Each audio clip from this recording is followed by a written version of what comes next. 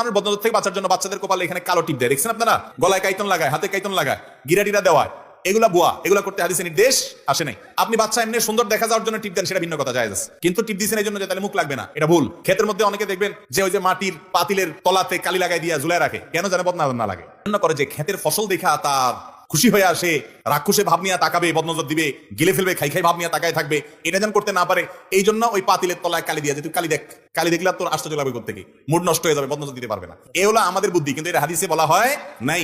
আরে ভাই, ওইটা সে দেখে মুড নষ্ট হবে, এরপর আপনার ধান খেতে ধান সুন্দর দেখে আবার সে আপনার এমন কথা বলতে পারে বা এমন ভাবে তাকাতে পারে যে বদনজর লেগে গেছে, এটা ভুল। অনেক সময় দেখা যায় হাড্ডি ঝুলে রাখে, দেখছেন নি আপনারা? গরুর হাড্ডি, চোয়ালের হাড্ডি ঝুলে রাখে যে বদনজর না লাগে। এগুলো সব আমাদের মন গড়া। বদনজর সত্য ঠিক আছে, কিন্তু বদনজর লাগলে কি করবেন সেই পরামর্শ হাদিসে দেওয়া আছে। বুদ্ধি হলো আপনার খেতে মাশাআল্লাহ তাবারাকাল্লাহ লিখে ছোট ছোট কয়েকটা সাইনবোর্ড লাগাই দেন পুরো ক্ষেতের মধ্যে। যদি খেতে মানুষের বদনজর লাগবে বলে মনে হয়, এটা লাগাই দেন। এটা লাগাই দিলে ওই লোক যদি ওইটা পড়ে, তাহলে এরপরে সে যতই টাকা বদনজর লাগবে